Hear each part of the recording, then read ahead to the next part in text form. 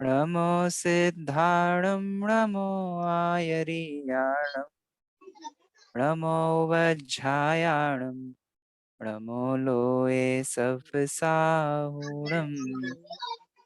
ओंकारं बिन्दुसंयुक्तं नित्यं ध्यायन्ति योगिनः कामदं मोक्षदं चैव ओंकाराय नमो नमः।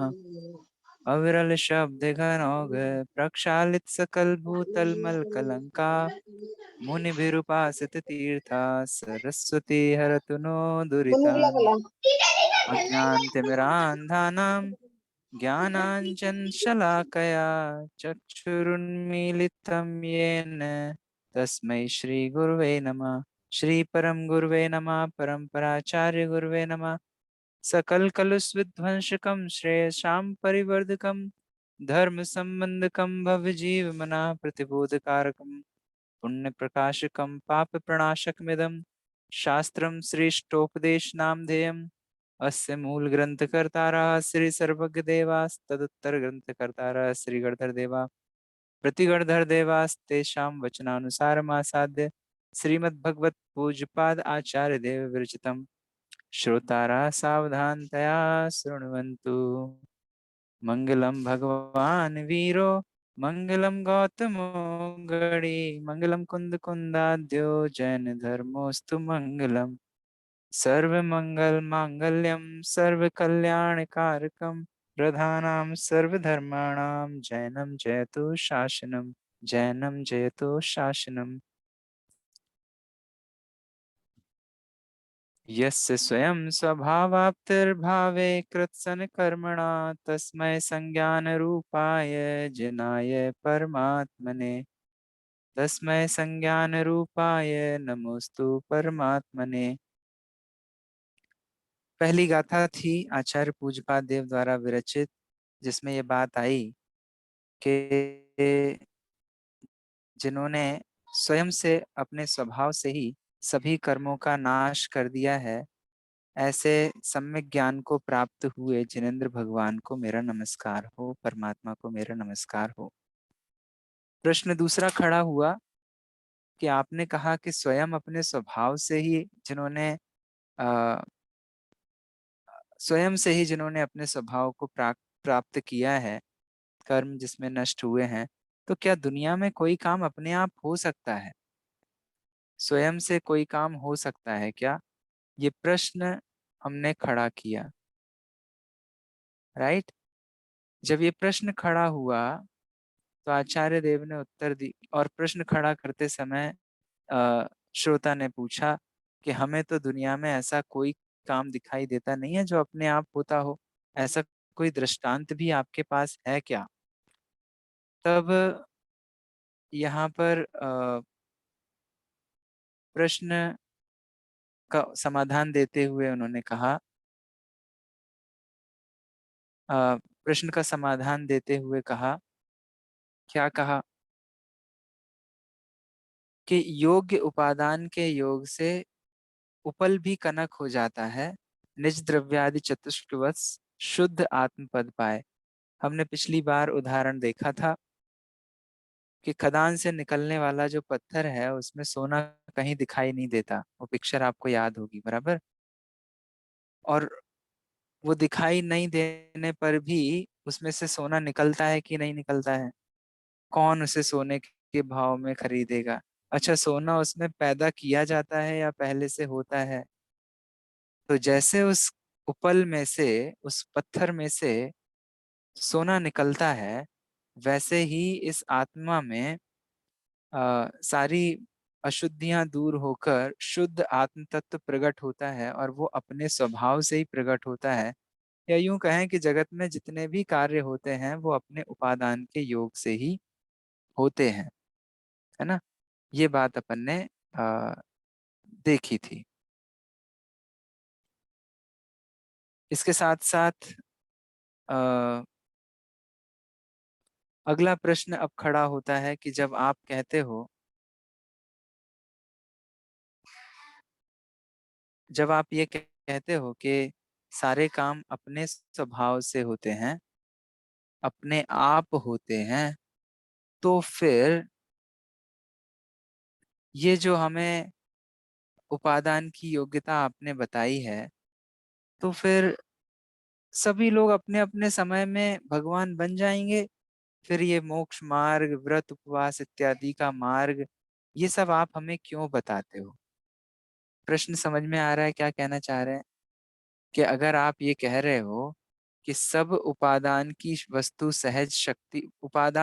की सहज शक्ति है और निमित्त तो अ,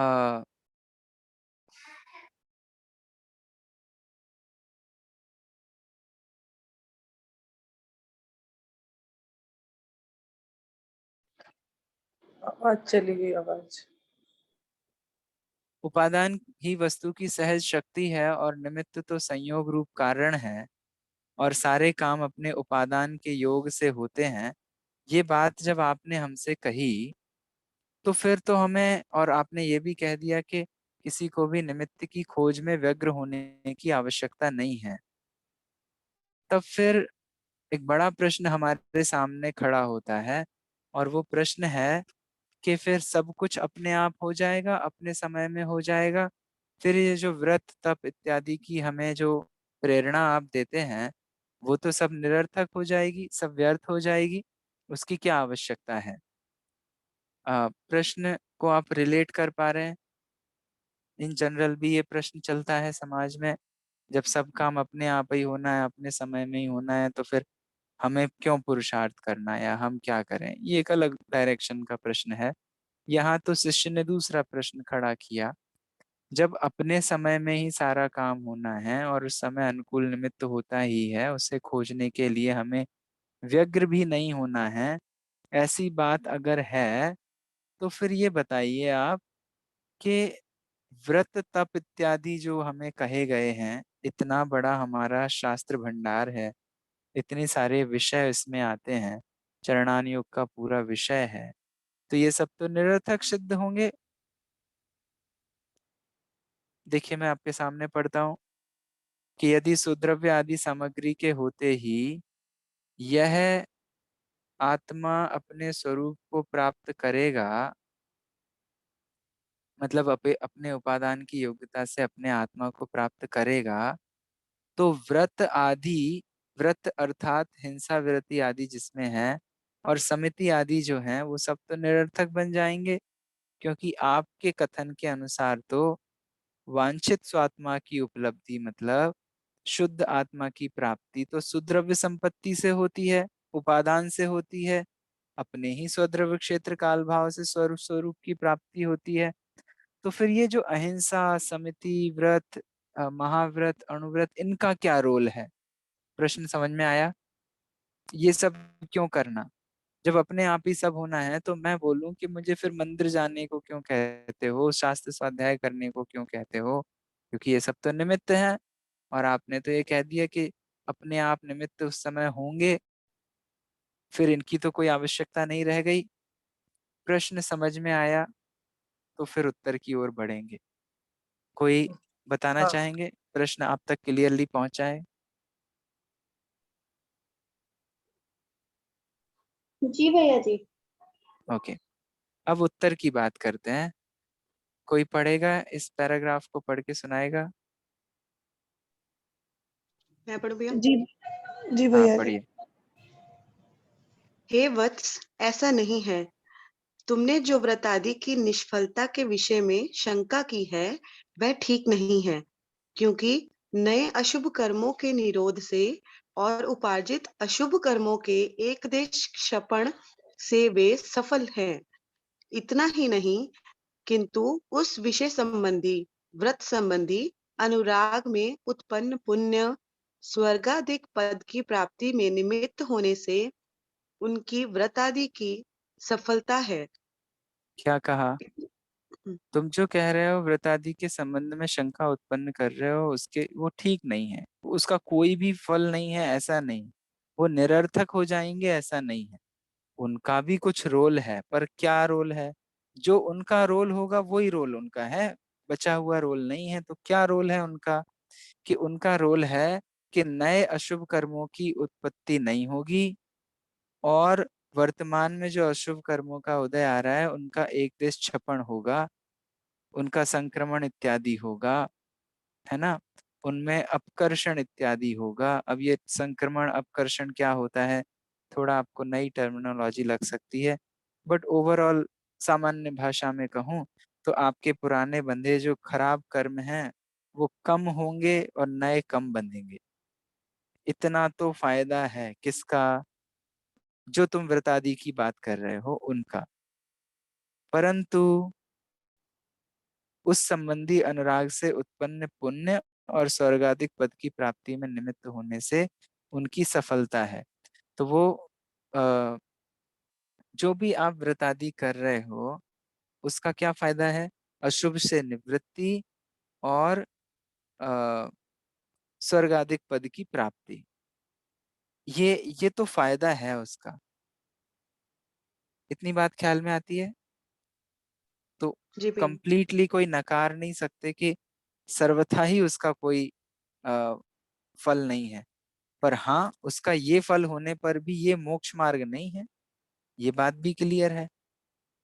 मोक्ष में सहायता की बात करोगे तो कोई फायदा नहीं है। पर कोई सिरे से उसे नकारे और ये कहे कि चाहे अब देखो, मुक्त तो इससे भी नहीं होना और इससे भी नहीं होना, काम तो अपने उपादान की योग्यता से ही होना है। तो फिर क्यों ना आराम से मस्त रहो, है ना? विषय भोगों को भोगो, दोनों हाथों से क्यों गवाओ? एक तो अगले भाव का भी कोई भरोसा नहीं है, क्या होने वाला है क्या नहीं, मोक्ष मिलेगा कि नहीं मिलेगा पता नहीं। तो कम से कम संसार में है, तब तक ही भोग भोगो। तो अशुभ में प्रवृत्ति की कोई अगर वकालत करे तो उसके लिए ये तीसरा श्लोक आचार्य देव ने लिखा है कि नहीं भैया, अशुभ की वकालत क्यों करते हो? शुभ और अशुभ दोनों ही संसार के मार्ग हैं, और वास्तव में असली काम तो उपादान की योग्यता से होता है। ये कहते हुए भी इनका सिरे से कोई नकार नहीं है, इनका इनका भी अपना कोई एक रोल है। क्या रोल है वो बताते हैं। तीसरा छंद पढ़ते हैं, इसमें उसका समाधान आपको मिलेगा। मैं पहले इसको और पूरा कर लेता हूँ। इसको आशा यह है कि धर्मी जीव सुद्रव्य आदि के योग से जितने अंशों में शुद्धि प्रकट होती है उतने अंशों में तो नए कर्मों का निरोध होता है। ये तो बंद का अ, निर्बंध होने का मार्ग हो गया। जितने अंशों में शुद्धता हुई उतना। किंतु अशुभ भाव से बचने के लिए अस्थिरता के कारण जितने अंश में वृतादि का शुभ भाव आता है उतने अंश में उनके निमित्त से शुभ कर्मों का बंध होता है, और पूर्वोपार्जित अशुभ कर्मों में से कितने ही कर्मों का संक्रमण होकर वे शुभ कर्म रूप पुण्य कर्म रूप परिणमित होते हैं। पुण्य कर्म के फलस्वरूप स्वर्गाधिक की प्राप्ति होती है। इस कारण इस अपेक्षा व्रतादि की सफलता है। क्या सफलता है? व्रतादि का क्या फल है? सफल मतलब उसका कुछ ना कुछ फल है। क्या फल है? तो पुण्य कर्म के स्वरूप फल स्वरूप स्वर्ग आदि की प्राप्ति होती है, यही उसका फल है। पुण्य का कोई फल नहीं मिलेगा, निरर्थक है, असफल है, नहीं, उसका फल है। तो क्या फल है? स्वर्ग आदि की प्राप्ति होगी। परंतु तो उससे मोक्ष मिलेगा क्या? नहीं, मोक्ष की हमने कब बात की? बात तो हम आपके उस क्वेश्चन के आंसर की दे रहे हैं कि इससे कोई फल नहीं मिलता, इसकी कोई जरूरत नहीं है। इससे फल मिलता है। क्या फल मिलता है? कि आप नरक निगोद आदि की बजाय स्वर्ग आदि में जाते हो। इतनी बात समझ में आती है? परंतु इससे कोई मोक्ष मिल जाता हो? नहीं भैया। किंतु उससे संवर निजरा नहीं होने की अपेक्षा से उनकी असफलता ही है। किसमें? मोक्ष मार्ग के संबंध में वो असफल है, पर सामान्य रूप से उसका अपना एक फल है, और वो फल है स्वर्ग आदि की प्राप्ति। तो ये करने की भी उन्होंने का फल तीसरे छंद में बताया है, वो अपन पढ़ते हैं। यहाँ तक विषय कनेक्ट कर पा रहे हैं? क्या बात चल रही है? भैया मेरा एक क्वेश्चन था। हाँ बताइए। भैया आपने लास्ट क्लास में बोला था मुझे कि पुरुषार्थ भी अपने अंदर ही किया जाता है। बराबर है। जीव अपने अंदर ही पुरुषार्थ करता है। तो फिर बाहर जैसे हम जैसे अभी क्लास पढ़ने के लिए ही आए हैं या कुछ भी मतलब स्वाध्याय कर रहे हैं या कुछ भी कर रहे हैं, अध्ययन कर रहे हैं, तो वो पुरुषार्थ नहीं है तो क्या है वो फिर? उसको क्या बोलेंगे? वो पुरुषार्थ है, वो ज्ञान का पुरुषार्थ है, जो आप कर रहे हो उसका पुरुषार्थ है।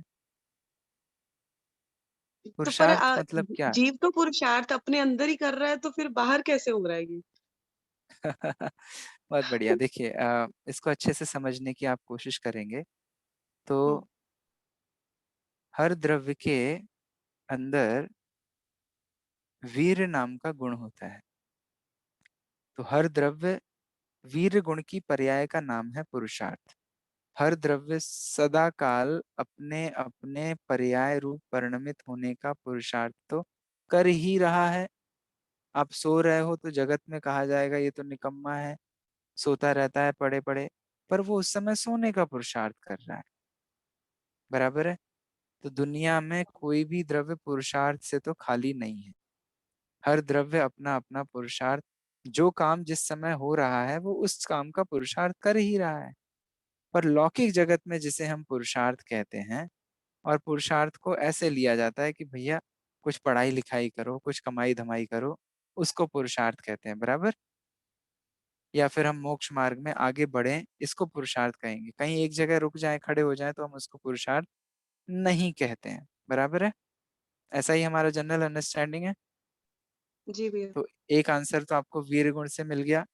वीर हुँ, गुण के हिसाब से बात करेंगे तो हर द्रव्य अपना अपना पुरुषार्थ हर समय कर रहा है। हर द्रव्य पुरुषार्थवान है, कोई भी द्रव्य निकम्मा नहीं है। अब दूसरी बात करते हैं, जिसको हम पुरुषार्थ अभी कह रहे हैं, पंच समवाय में जिसे पुरुषार्थ कहा जाता है, उस पुरुषार्थ का नाम है कार्य के पूर्व, कार्य का जो प्रवाह क्रम है, उनकी जो अनुवर्ती पर्याय हैं, पूर्व पूर्व पर्यायों का जो प्रवाह क्रम बनता है उसे पुरुषार्थ कहा जाता है।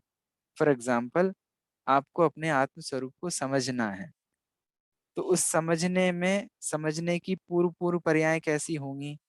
समझने के पहले आपको इसकी महिमा आएगी, आपको इसके प्रति झुकाव आएगा, बाकी जगह से निवृत्ति होगी, बाकी जगह से निवृत्त होकर आप एकाग्र चित्त होकर इसके लिए बैठेंगे, अपना उपयोग लगाएंगे। तो उपयोग लगाएंगे तो ये वस्तु की व्यवस्था समझ में आएगी, और जब ये आपके ज्ञान में समझ में आएगी, फिर आप इसका विचार करेंगे, चिंतन करेंगे, निर्णय करेंगे, भेद विज्ञान करेंगे, स्वानुभूति करेंगे।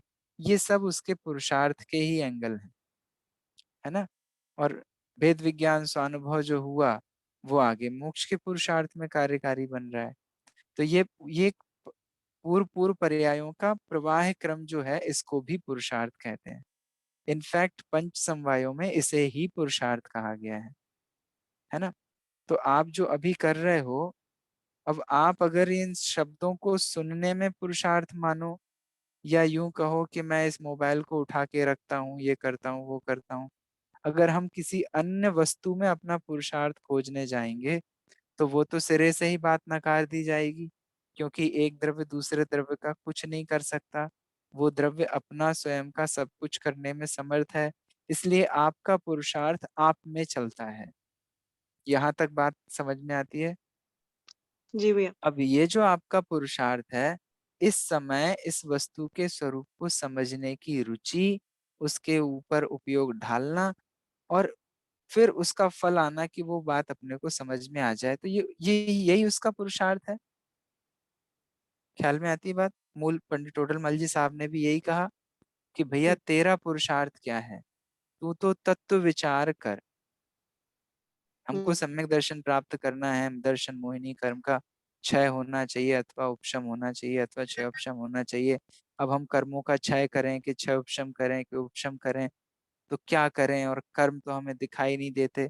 भैया तुम कर्मों की ओर ध्यान मत दो, तुम्हारा बुद्धिपूर्वक पुरुषार्थ तो एक ही है, वो है तत्व विचार। तुम तत्व विचार करो। अब तत्व विचार मोक्ष का पुरुषार्थ कहा, तो तत्व विचार के पूर्व में तत्व का ज्ञान, तत्व की समझ, तत्व का श्रवण, ये सब भी तो होगा। हुँ, तो ये सब जो घटना हो रही है, ये घटना कानों में नहीं हो रही है, ये शब्दों के माध्यम से जो ज्ञान की पर्याय उत्पन्न हो रही है, ये ज्ञान मेरे अंदर हो रहा है, जीव के अंदर होने वाली घटना है। अब उसको ऊपरी ऊपरी ज्ञान मात्र कर लेवे, या उसको अपने स्वानुभव से प्रमाण करे, तत्व निर्णय करे, तत्व विचार करे, तब उसे वास्तव में अ, सम्यक पुरुषार्थ कहा जाए। हाँ, हमने इष्टोपदेश जी पढ़ लिया, हमने 2 गाथाएं याद कर ली, हमारा पुरुषार्थ हो गया। काय का पुरुषार्थ हुआ? हाँ, पढ़ने का पुरुषार्थ हुआ, याद करने का हुआ, तो उसका फल भी आ गया। पर असली पुरुषार्थ तो हमें अपने को आपरूप पहचानने का करना था। उसके रास्ते में ये बातें आती हैं, पर यही मात्र अ, हमारा कोई अल्टीमेट एम हो, गोल हो, वैसा नहीं है। ये बात ख्याल में आती है? जी भैया। हुँ। तो इसमें कोई मतलब ये प्रश्न शुभ आपका रह जाता है शुभ पुरुषार्थ? बोलेंगे इसको, अशुभ की जगह शुभ बोल देंगे इसको, लेकिन शुद्ध नहीं है वो, एक्चुअल हाँ, नहीं है। देखिए, ऐसा ना? शुद्ध के तरफ जाने का रास्ता शुभ से होकर गुजरता हुँ, है। जी। हुँ, है ना? जब भी कभी आप स्वानुभव की ओर बढ़ोगे, तो आप देवशास्त्र गुरु के माध्यम से मैं कौन हूँ, मेरा स्वरूप क्या है, इस बात को समझेंगे। बहुत प्रारंभिक भूमिका। ये बातें तो, ये गाथाएँ तो आपको याद हो जाएँगी। फिर आप इनका गहराई से तत्व विचार कर रहे हो, निर्णय कर रहे हो, ये ऐसा ही है कि नहीं है। गुरुओं के कहे हुए अर्थ को अंतरंग में बारंबार अवधारण करना, है ना? कि ये बात जो कही है, हुँ, मुझे ऐसा ही हुँ। भासित होता है कि नहीं होता है। वो तो ये पुरुषार्थ है। सारी हाँ, ये सारी प्रक्रिया पुरुषार्थ है, तत्व विचार ही पुरुषार्थ। ख्याल में आती है बात? सही है भैया, ठीक है। तो अभी आप ये अभी 2 दिन, आज और कल, जब पूरा विषय आप देखेंगे, दोनों को कनेक्ट करके रखिएगा, नहीं तो अ, थोड़ा-सा आपको ऐसा लगेगा। देखो, जब शिष्य ने ये प्रश्न खड़ा किया कि भैया आपने तो कह दिया उपादान से ही सारा काम होना है, तो हमको काहे को ये सब में उलझाते हो? हम तो वैसे ही नहीं जाना चाहते मंदिर, व्रत उपवास आदि हम वैसे ही नहीं करना चाहते, हमको तो वैसे ही उसमें बड़ी कठिनाई दिखाई देती है, और आपने अच्छा बता दिया कि काम तो अपनी योग्यता से होना है, तो बस हो जाएगा, हम पड़े रहें। तो कहते हैं कि नहीं भैया, जरा विचार देखो, इसकी भी कोई उपयोगिता है, और क्या है वो देखते हैं। देखते हैं, मूल श्लोक पढ़ते हैं। वरम व्रतः पदम दैवम नाव्रतैर्वत नारकम छाया तपस्थयोर्भेदः प्रतिपालयतोर्महान्। क्या कहा? कि भैया, व्रतों के द्वारा देव पद प्राप्त करना अच्छा है, व्रतों के द्वारा देव पद प्राप्त करना, व्रतों की सार्थकता बता रहे हैं। व्रतों के द्वारा देव पद प्राप्त करना अच्छा है, परंतु अरे अव्रतों के द्वारा नरक पद प्राप्त करना अच्छा नहीं है। व्रतैर देव पदम वरम, वरम माने अच्छा।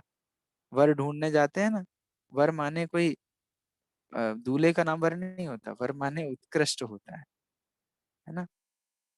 वरदान, वर, वर वधु के केस में भी वर यूज करते हैं। तो अच्छा है, क्या अच्छा है? व्रतों के द्वारा देव पद प्राप्त करना। किससे अच्छा है, किससे कंपैरिजन से बात चल रही है? अव्रतों के द्वारा नरक पद प्राप्त करने से। अव्रतों के द्वारा तो नरक पद में जाओगे, सप्त व्यसनों में रमोगे, तो ना जाने कहाँ जाके गिरोगे। उससे अच्छा है कि देव पद प्राप्त करो। क्यों अच्छा है? क्या लॉजिक दे रहे हैं? तो जैसे आपको इंतजार करना है कहीं पर, तो आप इंतजार छाया में बैठ के करना चाहोगे, या धूप में तप कर? देखो, जाना तो अपने रास्ते है, रास्ता तो आपने चूज कर लिया है, कि हमें पहले पहले छंद में जो बोल के आए हैं, कि हमें तो अरहंत भगवान, सिद्ध भगवान जैसा तस्मय संज्ञान रूपाय नमोस्तु परमात्मने, हमें उन जैसा ही बनना है, ये तो हमारा अल्टीमेट एम है। अब जब तक उन जैसे नहीं बन रहे हो, जब तक आप उपादान की योग्यता का काइंड ऑफ इंतजार कर रहे हो, तब तक क्या करो? जब तक आप अपने शुद्ध उपयोग को नहीं कर पा रहे हो, तब तक क्या करो? तो लक्ष्य निश्चित है, हाँ, इंतजार कर रहे हैं। इंतजार कर रहे हैं मतलब मुझे पता है कि मुझे कहाँ जाना है। ये तो अभी साधन नहीं आया है इसलिए इंतजार कर रहे हैं। तो इसलिए कहा कि जैसे एक छाया और ताप में बैठकर मित्र की राह देखने वाले दोनों पुरुषों में महान अंतर है, इसी प्रकार व्रत और अव्रत का आचरण करने वाले दोनों पुरुषों में महान अंतर है। क्या कहा? व्रतः दैव पदम वरम वत, परंतु अरे अव्रतः नारकम पदम न वरम। अव्रतों के द्वारा नारकी इत्यादि पद प्राप्त करना अच्छा नहीं है। जैसे छाया तपस्थयो प्रतिपाल्यतो महान भेदा। छाया और ताप, इन दोनों में स्थित दोनों व्यक्तियों में बहुत अंतर है। कैसे? ये अंतर समझ में आता है? इंतजार तो दोनों कर रहे हैं, बट इंतजार करना भी कैसे चाहिए, ये बात इसमें अपने को समझ में आती है। ख्याल में आती है बात? जी भैया। हाँ। तो इसमें क्या कहा?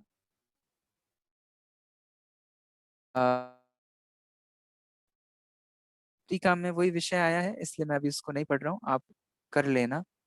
मूल तो ये है कि शिष्य आशंका करते हुए कहता है कि अव्रत भी उसी प्रकार होंगे।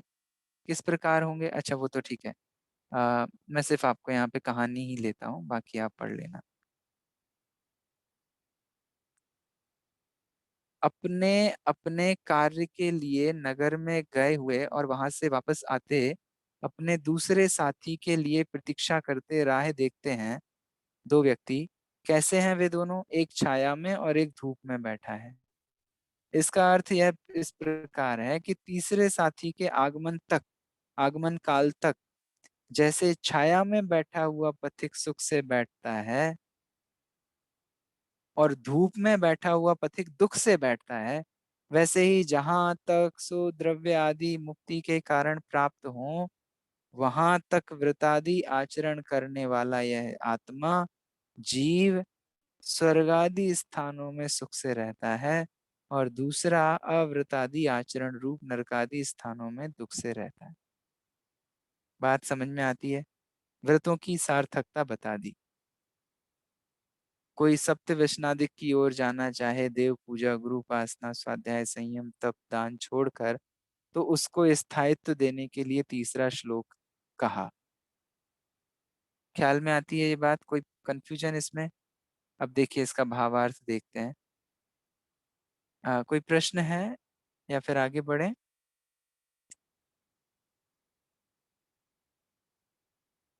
ठीक है, आई टेक एज नो। जैसे छाया में बैठकर अपने मित्र की राह देखने वाला पथिक सुखी होता है और धूप में बैठकर राह देखने वाला अन्य पथिक दुखी होता है, वैसे ही सम्यक दृष्टि जीव जब निर्विकल्प दशा में नहीं रह पाता, तब उसे व्रतादि पालन का शुभ भाव हे बुद्धि रूप भाव आता है और उस शुभ भाव के निमित्त से वह स्वर्गादिक में सुख भोगता है। देखिए, छाया में इंतजार कर रहा है, छाया को मंजिल नहीं मान ली है। बात समझ में आ रही है? जी। इसका नाम है शुभ भाव में हे बुद्धि पूर्वक। हम्म। कोई इंतजार वो हमेशा नहीं करना चाहता। अरे वाह हम्म। बढ़िया है, हमारी तो बढ़िया छाया है। अरे छाया है, ये तो सिर्फ धूप की अपेक्षा छाया की बात चल रही है। बाद बाकी इंतजार करना कौन चाहता है? पाना तो मंजिल ही है, लक्ष्य तो मंजिल की ओर ही है। ख्याल में आती है बात? हम्म। इसका नाम है शुभ भाव हे बुद्धि पूर्वक आता है और उस शुभ भाव के निमित्त से वह स्वर्गादिक में सुख भोगता है। नरक जाने योग्य भाव सम्यक दृष्टि के होते ही नहीं, किंतु हिंसा आदि अवृत के अशुभ करने वाले मिथ्या दृष्टि जीव नरकादि स्थानों में दुख भोगते हैं। ठीक है, तो ये तो बात आपने कह दी। इसका मतलब ये हुआ कि व्रत आदि का पालन स्वर्ग सुख आदि की अपेक्षा सार्थक है। मतलब व्रत आदि से स्वर्ग सुख इत्यादि मिलते हैं। कोई ये कहे कि इनको सर्वथा छोड़कर कोई पिछली गाथा में वो जीव सप्त व्यसनों की ओर जाने की धमकी दे रहा था कि जब होना होगा तब हो जाएगा, जब तक जियो सुख से जियो, तुम कर्ज लेकर घी पियो, काय को हमको धर्म मार्ग में अटका रहे हो, काय को व्रत इत्यादि का पालन करवा रहे हो। तो उसको आचार्य देव ने ये शंका का समाधान किया। स्टोरी लाइन पकड़ के रखिएगा। हाँ, कहीं भैया जी, चूक रहे हो भैया तो जी, बिल्कुल बोलिएगा। हाँ जी भैया जी, इस जो क्वेश्चन हुआ था ना, उसका मतलब तो यही हुआ कि जब तक पूर्ण सुखी नहीं हुए हैं, हो पा रहे हैं, तब तक हमें दुखी भी नहीं होना है। तो उसके लिए वृताधिक करके किंचित सुख की तो अपन जैसे छाया का एग्जाम्पल दिया था कि किंचित सुख तो मिल ही सकता है, स्वर्ग आदि का सुख। जब तक पूर्ण सुख, लक्ष्य तो पूर्ण सुख का ही है, पर जब तक नहीं हो पा रही वो दशा, तब तक तो अपन वृताधिक करके कुछ सुख तो प्राप्त हो ही सकते हैं उससे, मतलब दुख से बचने का उपाय इच्छा तो भी है। तो नहीं रखना है ना, उसको सुख थोड़ा आप ना मानो। आप आचार्य पूज्यपाद देव के सबसे बढ़िया श्रोता हो। मतलब जो यहाँ पे यूज जो शिष्य ने यहाँ आशंका की है ना, आप एग्जैक्टली वही आशंका उठा रहे हो। तो बढ़िया है, जितना मिल रहा है उतना ही में। तो देखो, आगे इसकी बात भी करेंगे। आप अपना प्रश्न एकदम पकड़ के रखिएगा। बहुत अच्छा प्रश्न आपने उठाया है, और ये प्रश्न का समाधान आपको यहाँ मिलेगा। देखिए क्या कहते हैं। मैं अभी आपके पढ़ने के लिए बीच में पढ़ देता हूँ।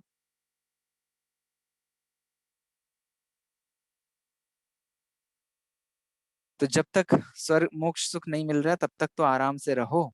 ये और बढ़िया है, जितना सुख मिल रहा है उतना ही मिल रहा है। यही प्रश्न जी किया ना आपने, इतना भी सुख क्यों छोड़ा जाए। देखिए एग्जैक्टली यही क्वेश्चन है, and this is how we should be actually relating it. क्योंकि अगर जो प्रश्न शास्त्र में उठा है और वो हम हमारे अंदर नहीं उठ रहा है, इसका मतलब या तो हम उससे आगे हैं या फिर हमको कुछ समझ में नहीं आया। तो अगर हम उसके पैरेलल चल रहे हैं, मतलब हमारे अंदर का अज्ञान नाश होता रहेगा। देखिए क्या कहा, इस प्रकार आत्मा की भक्ति अयोग्य सिद्ध होगी। अब जरूरत क्या है, जब हमें मोक्ष सुख, हमें स्वर्ग सुख ही मिल गया तो, अर्थात भगवान, इस प्रकार मोक्ष सुख चिरभावी दीर्घकालीन साध्य होगा। हमारे लॉन्ग टर्म गोल को हम क्यों अचीव करना चाहेंगे, जब हम शॉर्ट टर्म में ही मस्त हैं। तो हमको आराम से मिल रहा है ना, और व्रतों से साध्य संसार का सुख तो सिद्ध है, सामने दिखाई दे रहा है, हमें अभी अभी सुख हो रहा है बढ़िया आराम से। तो अब हम क्यों आत्मा की भक्ति करेंगे, मतलब आत्मा की आराधना क्यों करेंगे, फिर हम क्यों शुद्धोपयोग करेंगे। अतः चिद्रूप आत्मा में भक्ति भाव अर्थात विशुद्ध अंतरंग अनुराग करना अयुक्त अघटित बनेगा। क्यों करना फिर उसको, क्योंकि उससे साध्य मोक्ष सुख सुद्रव्य आदि सामग्री की अपेक्षा रखता होने से दूरवर्ती होगा। हमको पता ही नहीं जाने कब होगा वो। जो आज हमारे हाथ में है वो तो है ना, स्वर्ग सुख तो हमें दिखाई दे रहा है, सामने दिखाई दे रहा है, हमारे हाथ की चीज है, तो हम तो वो ही पाएंगे ना। हमको क्यों अब तुम मोक्ष सुख की बातें क्यों करते हो। व्रतों के द्वारा बीच में प्राप्त स्वर्ग आदि का सुख एक साध्य होगा। यही प्रश्न खड़ा किया था आपने कि जी बढ़िया है, भैया। जब तक नहीं मिल रहा पूर्ण सुख तब तक आराम से ये वाला सुख तो भोगे। तब आचार्य देव कहते हैं, भले आदमी जरा विचार तो कर ले, ये सुख भी है कि नहीं। देखो अगला क्या समाधान है। ऐसा भी नहीं है, क्योंकि वादी की निष्फलता नहीं बने इतना ही नहीं, किंतु वैसा होने पर तू जो आत्म भक्ति को अयुक्त बताता है यह भी ठीक नहीं। देखो बैलेंस कितना कर रहे हैं आचार्य। तू पहले सप्तव्यसन की ओर मुख कर रहा था, व्रतों की निष्फलता बताकर नीचे उतरना चाह रहा था। वो नाव से जब उतरना ही है तो बीच नदी में कूदना चाह रहा था। तो उस बीच नदी में नहीं कूदो, इसलिए तुमको बताया कि भाई बैठ। पर अब किनारे भी पहुंचकर कह रहे हो कि तुमने ही तो कहा था बैठो, तो मैं नहीं उतरूंगा, मैं नहीं उतरूंगा। तो भैया तू पार नहीं उतरेगा। उतरना भी है, पर कहाँ नहीं उतरना था और कहाँ उतरना है ये पता होना चाहिए। तो व्रतादि को सफल कहा था कब, जब तुम सप्त व्यसनों की ओर भाग रहे थे। पर हमने तुम्हें व्रतादि को सफल बताया तो तुमने आत्मा की भक्ति छोड़ दी, और अब कहने लगे कि हम तो छोड़ो, हम तो इसी में मस्त हैं। ये प्रश्न समझ में आया। जी भैया जी। व्रतादि की निष्फलता नहीं बने ये बात तो ठीक है, हमने व्रतादि के लिए आपको बताया कि उसका फल स्वर्ग आदि है। पर वैसा होने पर तू जो आत्मा की भक्ति को अयुक्त बताता है वो ठीक नहीं है। हमने तुमसे नाव से उतरने के लिए मना किया था, पर कहाँ। जब बीच अब में हमको थे। तो इसी नाव में बढ़िया लग रहा है। अरे तुम डूब जाओगे इसलिए मना किया था। पर हमको तो इसी नाव में, तो नाव से उतरे बिना भी तो तुम पार नहीं उतरोगे। तो तू जो अब नाव से उतरना भी अयुक्त बताता है, वह भी ठीक नहीं है, यह भी ठीक नहीं है। ऐसा अर्थ है क्योंकि, क्योंकि क्या कहते हैं, लक्ष्य मत भूल जाना। हमारा लक्ष्य अभी भी वही है। क्या कहते हैं, देखिए, यत्र भावः शिवम दत्ते द्यौक्यदूरवर्तिनी यो नयत्याशु गव्यूर्तम क्रोशार्धे किम ससीदति। जिन भावों से मुक्ति पद कौन कठिन है स्वर्ग, वहन करे दो कोश जो कठिन कोश क्या अर्ध। तो क्या कहा, भैया उस आत्म भाव को मत छोड़ देना। हमने तुम्हें व्रतों की सार्थकता बताई, तो तुमने आत्म भाव को ही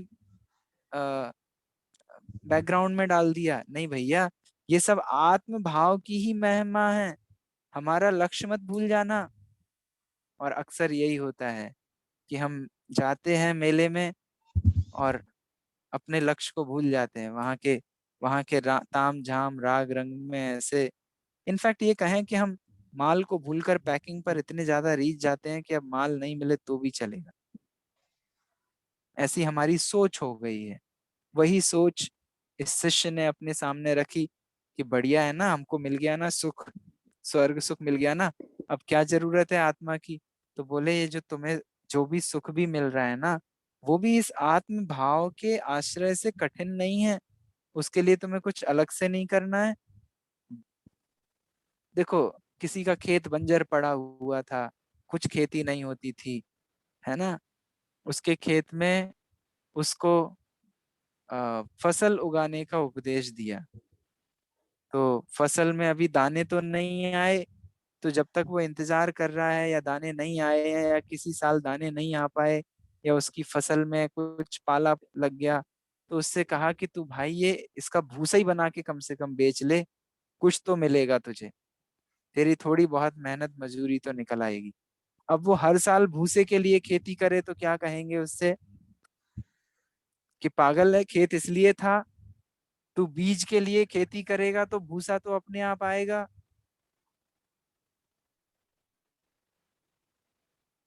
ख्याल में आती है बात।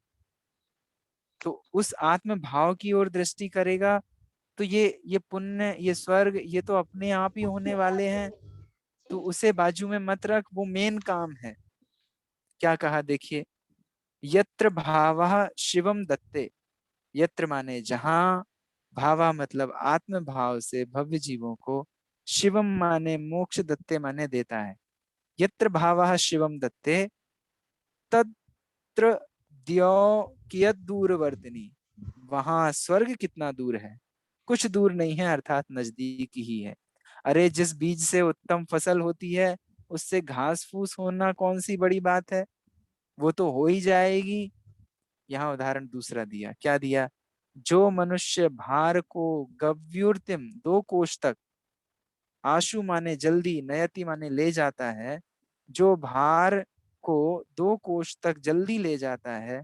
2 कोश माने कितना होता है, कोई 6 किलोमीटर तक, 3 किलोमीटर का लगभग 1 कोस होता है, अप्रोक्सीमेट है, 3-3.5 के अराउंड आता है। सो कोई 6 किलोमीटर तक कोई वजन वजन को ऐसे दौड़ के ले जा सकता है। वो मनुष्य से आप कहो कि 1.5 किलोमीटर तक हमें हमारी हेल्प कर दो, क्या तुम ले जा पाओगे कि नहीं ले जा पाओगे। अरे उसमें क्या बात है, जो 6 किलोमीटर तक ले जाने की कैपेसिटी रखता है, दो अलग जब कोस तक ले जाने की कैपेसिटी रखता है, वो आधे कोस ले जाने में क्या थक जाएगा, वो तो उसके लिए बाएं हाथ का काम है। तो इस आत्म भाव से जब मोक्ष मिल सकता है, तो स्वर्ग कितनी दूर है, ये तो मिल ही जाएगा। इसलिए आत्म भाव को बाजू में मत रख देना, मूल लक्ष्य से विचलित मत हो जाना। पिछली गाथा में जो बात कही थी, वो बात तो तुम चूंकि सप्त व्यसनों की ओर जा रहे थे। देखो ये है उपदेश समझने की कला, और यही हम अनादि से भूल करते आए हैं। आचार्य देव जब उपादान की बात करते हैं, निमित्त की खोज में व्यग्र ना होने की बात करते हैं, तो हम निमित्तों को सिरे से ही उजाड़ देते हैं, उड़ा देते हैं। निमित्त नहीं छोड़ने थे, निमित्ताधीन दृष्टि छोड़नी थी। सो हम क्या करते हैं, अब निमित्त से तो काम होता ही नहीं है, तो चाहे शास्त्र पढ़ लो, चाहे टीवी पे नेटफ्लिक्स पे मूवीज देख लो, चाहे कुछ कर लो, क्या फर्क पड़ता है? अरे फर्क कैसे नहीं पड़ता? निमित्त निमित्त होते हैं, ये बात ठीक है, पर निमित्त निमित्त को निमित्त तौर पर स्वीकार तो करो। पर जब आचार्य देव, एक बहुत इंपॉर्टेंट बात आपके सामने कह रहा हूँ, हाँ, जब आचार्य देव निमित्ताधीन दृष्टि छुड़ाते हैं, तब हम निमित्तों को छोड़कर बैठ जाते हैं। और जब कैसे इस वाक्य को फ्रेम करेंगे, एक तरफ निमित्ताधीन दृष्टि छुड़ाते हैं, हाँ, और जब हाँ,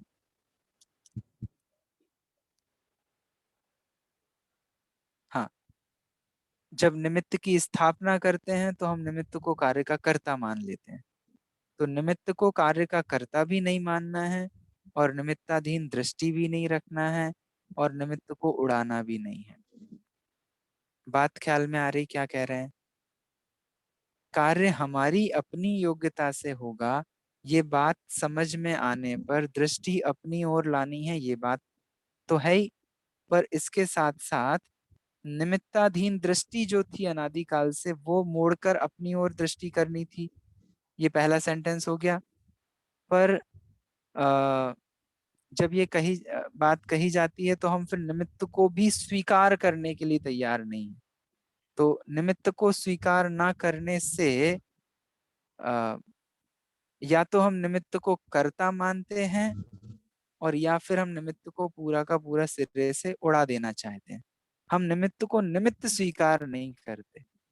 और निमित्त को निमित्त स्वीकार करने का मतलब यह है कि जो स्वयं कार्य रूप परिणमित ना हो, परंतु कार्य की उत्पत्ति में अनुकूल होने का आरोप जिस पर आ सके, उसे निमित्त कहते हैं।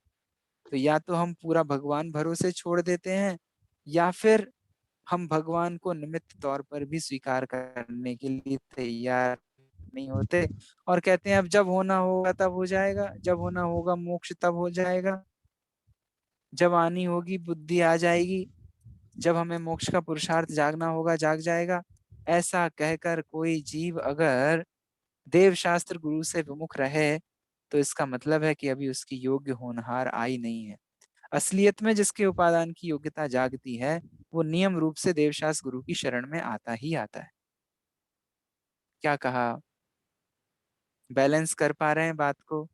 बैलेंस करने की बात चल रही है, कंफ्यूज होने की बात नहीं चल रही, ये भी ध्यान रखिएगा।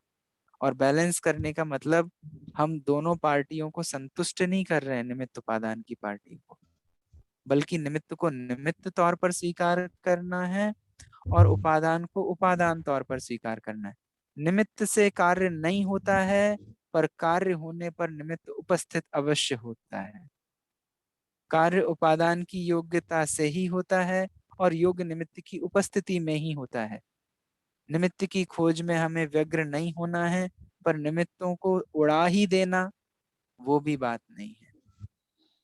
बात समझ में आ रही है? मैंने बहुत कहा, मैं अभी रुकूंगा। आपको ये बात कितनी समझ में आई, जरा बताइए। भैया इसका मतलब तो ये हुआ कि हमें भगवान के भरोसे नहीं रहना कि हमें जब होगा तो भगवान सुखी कर देंगे।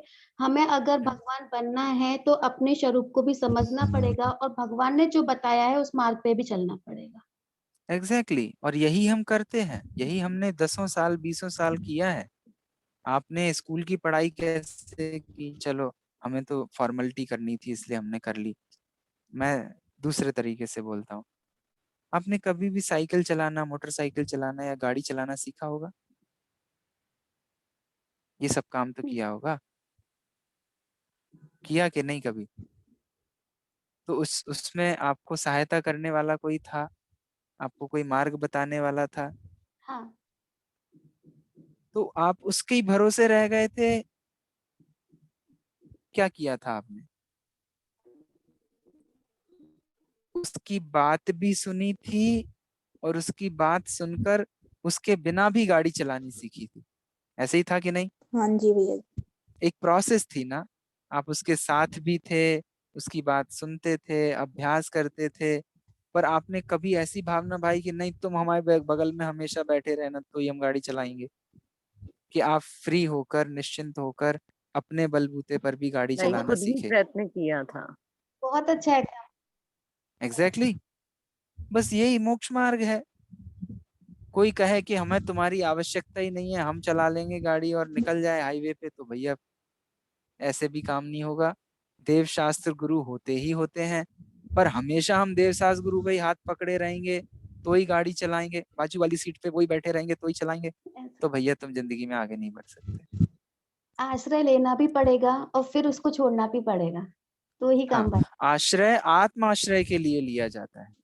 उनकी बात सुनकर वो कैसे इस मार्ग पर चले थे और हमें कैसे चलना है, वो चलने के लिए आश्रय लिया है। और एक्चुअली आश्रय लेना भी तभी कहा जाएगा जब हमने उनकी बात को सुनकर वो काम किया, तभी तो उनका आश्रय है। अदरवाइज उनके आश्रय का क्या मतलब है? वो कोई बाल जादू वाले, है ना? में भी बहुत अच्छी डेफिनेशन है कि पंच परमेष्टि द्वारा बताया गया वितरक मार्ग पर चलकर अपनी आत्मा की शरण लेना। एग्जैक्टली यही शरण का मतलब है, इसे ही शरण कहा जाता है। और हमारे साथ इम्बैलेंस क्या है, या तो पूरा तुम संभालो या पूरा हम संभाले, और दोनों ही केस में क्या होता है, गाड़ी आगे नहीं बढ़ती है। तो इसमें निमित्त को निमित्त स्वीकार करना, उपादान को उपादान स्वीकार करना, ऐसा ही परमार्थ मार्ग है।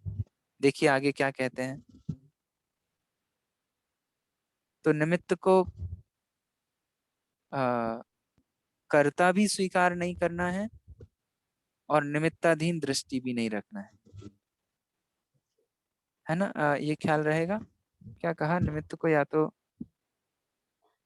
निमित्त का भैया मैं वो वाक्य भूल रहा हूँ, मैं वो वाक्य आपके सामने रखूंगा कभी, but I believe you got the context what it is all about, right? ये निमित्त वाली डेफिनेशन गाड़ी सीखने से बहुत अच्छे से समझ में आ रही है। बिल्कुल लगा लेना आप, विचार कर लेना बहुत अच्छे से। अब यहाँ क्या कहते हैं, ठीक है मैं टीका नहीं पढ़ रहा हूँ, टीका का विषय आप स्वयं पढ़ लेना। मैं सीधे भावार्थ पर जाता हूँ। शुद्धोपयोग आत्म परिणाम में मोक्ष प्राप्त कराने की सामर्थ्य है। उस भूमिका में ध्यान रखिएगा भैया, शुद्धोपयोग की भूमिका में, शुद्धोपयोग जब हो रहा है, एक कसाई चौकड़ी का अभाव चौथे गुण स्थान में है, तो उस समय जो बची हुई 3 कसाई चौकड़ी हैं, उनके कारण शुभ राग होता है, ये ध्यान रखिएगा। शुभ राग का कारण अलग है और उपयोग का कारण अलग है। शुद्धोपयोग का कारण वीतरागता है और बची हुई कषाय शुभोपयोग का कारण है। तो शुद्धोपयोग आत्म सन्मुख परिणाम से तो मोक्ष प्राप्त होता है, परंतु जो बची हुई कषाय है, वो जो बची हुई फसल है, जो बीज रूप नहीं हुई है, वही पेड़ का वही पार्ट तो आपके लिए भूसा बनता है ना, तो वो सहचर है, साथ में उत्पन्न होता है। उस शुभ भाव से स्वर्गादिक की प्राप्ति सहज होती है, क्योंकि जो मनुष्य एक मन 40 किलो वजन 2 कोस तक ले जा सके इतनी शक्ति वाला है, तो क्या उस वजन को आधे कोस तक ले जाने में थक जाएगा? नहीं थकेगा। इस प्रकार जिस जीव ने पूर्णता के लक्ष्य से मोक्ष सुख के लिए पुरुषार्थ किया है, क्या उसको स्वर्गाधिक प्राप्त करना कठिन है? नहीं है, वह सुलभ ही है। जो जीव चरम शरीरी है, अर्थात उसी भाव से मोक्ष प्राप्त करने की योग्यता वाला है, तो वो तो आत्म ध्यान आदि के उग्र पुरुषार्थ से मोक्ष प्राप्त करता है। किंतु जो जीव अचरम शरीरी है, अर्थात उसी भाव से मोक्ष प्राप्त नहीं कर सकते, वे अरहंत सिद्ध रूप से निजात्मा का ध्यान करके उस भूमिका से उपार्जित पुण्य करते हैं और उसके फलस्वरूप स्वर्ग, चक्रवर्ती इत्यादि विभूति उनको प्राप्त होती है। ठीक, इस प्रकार आत्म ध्यान आदि से भुक्ति और मुक्ति की प्राप्ति होती है। इस प्रकार आत्म भक्ति से स्वर्ग गति का भी साधन बना है। ऐसा समर्थन किए जाने पर शिष्य उसके फल की जिज्ञासा से गुरु से पूछता है कि स्वर्ग को जाने वालों को क्या फल मिलता है, स्वर्ग में क्या आनंद होता है कि नहीं होता है, क्या फायदा होता है, ये भूसे की क्या कीमत है, कुल मिलाकर ये प्रश्न है। चलो ठीक है, इस साल फसल अच्छी नहीं हुई, दाना अच्छा नहीं हुआ, भूसा बेचने की बात आप करते हो, तो चलो कितने रुपए किलो बिकेगा? This is the question for the fifth गाथा। हम मोक्ष सुख प्राप्त नहीं कर पा रहे हैं, तो स्वर्ग सुख मिलेगा मतलब क्या मिलेगा उसमें, ये हमारा प्रश्न है। प्रश्न समझ में आया? पांचवी गाथा हम कल करेंगे, बट पहली गाथा से लेकर चौथी गाथा तक का विषय आपको क्लियर है क्या? वो मैं आपके सामने 3-4 लाइन में समराइज रूप में रख रहा हूँ, आप उस विषय को पकड़िएगा। हमने सिद्ध भगवान की स्तुति की, क्यों? क्योंकि उन्होंने सुख को प्राप्त किया है, स्वयं से प्राप्त किया है। तो स्वयं से क्या कोई काम हो सकता है दुनिया में? हाँ, हो सकता है। दूसरी गाथा में उत्तर दिया, वो जो पाषाण से सोना निकलता है वो स्वयं से निकलता है। ऐसे ही ये जीव जो भी स्वर्ग मोक्ष सुख प्राप्त करता है वो स्वयं से ही करता है, इसके लिए उसे अन्य किसी की ओर ताकने झांकने की आवश्यकता नहीं है। कार्य उपादान की योग्यता से ही होता है, अपने स्वकाल में ही होता है, अपने ही आधार से होता है। ठीक है, जब काम अपने ही आधार से होना है, अपने ही समय में होना है, तो फिर हमें ये जो व्यवहार मोक्ष मार्ग इतना सारा बताया है, इसकी क्या आवश्यकता है? फिर तो जब होना होगा तब हो जाएगा, अपने समय में हो जाएगा। हमको आराम से मस्त रहने दो, विषयों में भोगों में रत रहने दो, सप्त व्यसन इत्यादि में रत रहने दो। क्यों हमको अहिंसादि व्रत, अणुव्रत और महाव्रतों की बात कराते हो? तो नहीं भैया, उनकी भी सार्थकता है, उनका अपना फल है। अरे तुमको इंतजार करना है तो कम से कम छाया में बैठकर इंतजार करो, है ना? ठीक है भैया, छाया में बैठकर इंतजार कर लिया, तो हमें छाया ही अच्छी लगने लग गई, यही बढ़िया है। अब हमको घर जाने को क्यों कहते हो? क्योंकि छाया से तो कम से कम आराम मिल रहा है, घर जाके पता नहीं क्या होएगा। तो उसको क्या कहा चौथी गाथा में कि भैया तुम क्या बात कर रहे हो, कब तक जिंदगी छाया में बिताओगे? और सही मायने में देखा जाए, इस छाया से तो बहुत अच्छी जगह है अपना घर, अपने को तो वहीं चलना है। और जिस आत्म भाव से वास्तव में मोक्ष सुख प्राप्त होता है, उससे स्वर्ग सुख कितना दूर है, वो तो मिल ही जाने वाला है। कोई व्यक्ति 2 कोस तक चल सकता है मन मन भर लेकर, वो आधा कोस चलने में क्या परेशानी है? इसलिए तुम आत्म भाव से अपनी दृष्टि को विचलित मत करना, और इस अ, छाया में संतुष्ट मत हो जाना, इन शुभ भावों में संतुष्ट मत हो जाना। ये बात आचार्य देव ने कही। मैं यहाँ रुकता हूँ, कोई विशेष प्रश्न आपका हो तो बताइए।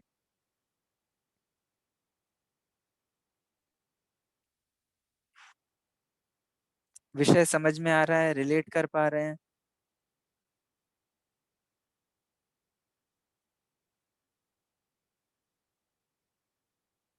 Any feedback, anything? ये ओपन फोरम है, अगले 5 मिनट के लिए आपको जो कुछ भी समझ में आया आप बोल सकते हैं, अपनी प्रैक्टिकल बात इसमें रिलेट करके रख सकते हैं। 5वीं 6वीं गाथा की चर्चा हम कल करेंगे।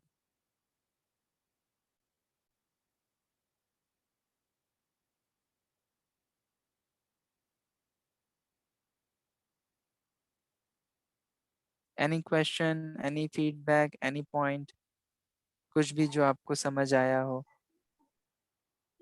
1 से 5 गाथा तक जो समझ में आया वो बोलने का प्रयास करती हूँ।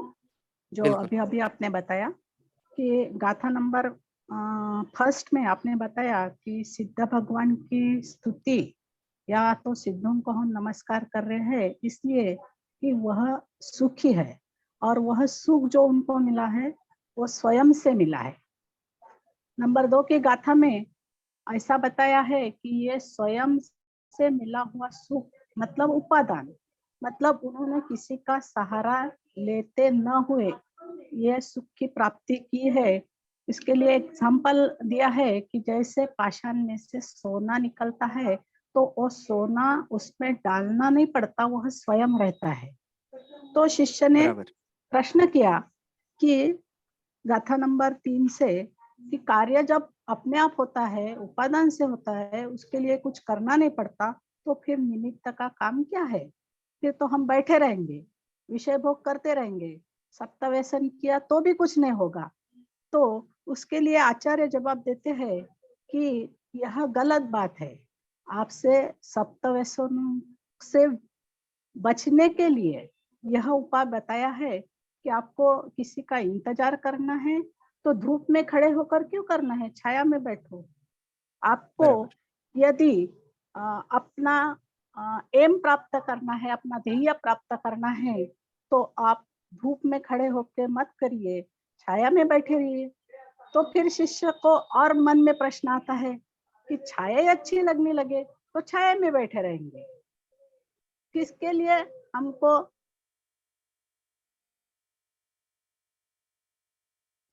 हाँ, स्वर्ग सुख तो हमारी आंखों के सामने है, समझ आती है, मोक्ष का क्या भरोसा।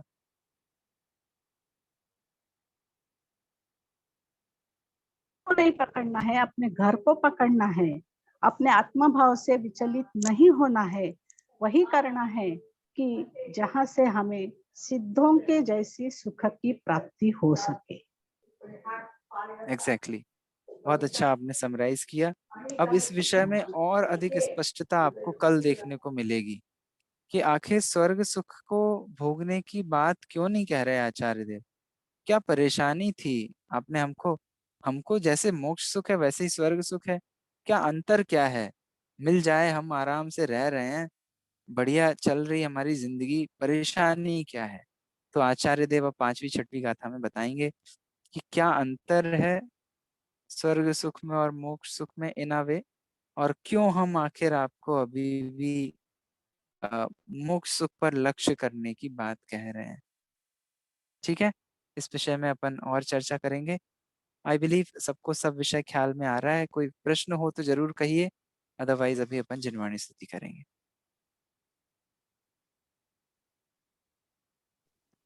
भैया मेरा वो सर इसकी स्तुति किताबें के मिलने संदर्भ वाली है क्या? स्तुति के संदर्भ में इसका फिजिकल ग्रंथ तो नहीं, पर इसका पीडीएफ आपके एप्लीकेशन के स्टडी मटेरियल वाले सेक्शन में है, आप वहां से ले सकते हैं।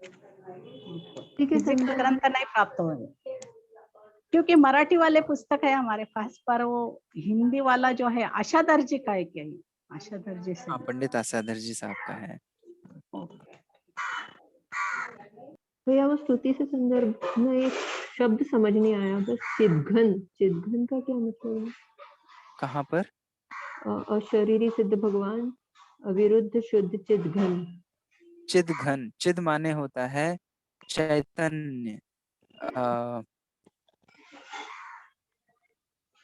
चिद माने चैतन्य होता है, और चैतन्य माने ज्ञान दर्शन होता है। ज्ञान दर्शन के व्यापार को उपयोग कहते हैं, उसी का नाम चैतन्यपना है।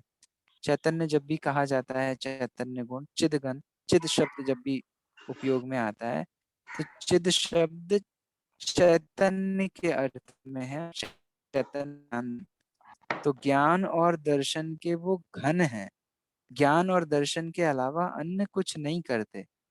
घन है मतलब, घन माने होता है ठोस, ठोस माने उसमें और कुछ नहीं, सॉलिड, सॉलिड रूप से वो ज्ञान और दर्शनमयी है। केवल ज्ञान और केवल दर्शन, लेश मात्र भी नहीं है। ठीक है भैया।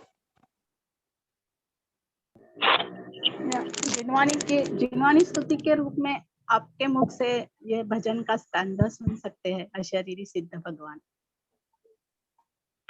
अशरीरी सिद्ध भगवान तो अपन सुनेंगे कभी। जिनवाणी ठीक है। स्तुति, जिनवाणी स्तुति के रूप में रखते हैं। जिनवाणी स्तुति के रूप में कोई भजन किसी के पास हो तो वो कह सकते हैं, अदरवाइज हम अभी तो चलो जिनवाणी स्तुति करते हैं, समय भी हुआ है। निज निधि निज में बताई यह अनंत उपकार है, इसके लिए जिनवाणी माँ को वंदना शत बार है। इसके लिए जिनवाणी माँ को वंदना शत बार है। बोली द्वादशांगमयी जिनवाणी माता की जय हो। महान जैन धर्म की जय हो। अब इस क्लास के बाद स्वयं 5 मिनट अपने स्थान पर बैठें, विचार करें क्या विषय आपके ज्ञान में आया, क्या आपने सीखा। और मैं जो आपके सामने एक बात कहना चाहूँगा वो ये है कि जैन शासन के मार्ग और मार्ग का फल बताने की जो प्रोसेस है, जो मार्ग बताने की प्रोसेस है, उससे सुंदर प्रोसेस कहीं नहीं है।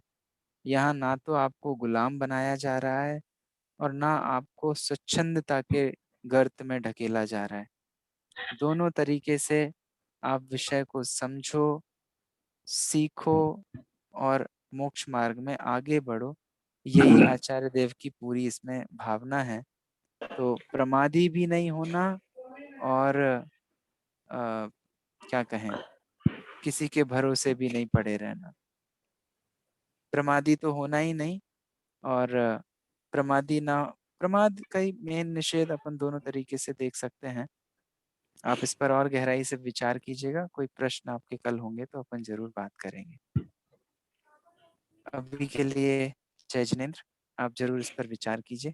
इसी भावना से अभी जय जिनेंद्र भैया। जय जिनेंद्र। जय जिनेंद्र सभी को जय जिनेंद्र। जय जिनेंद्र। जय जिनेंद्र।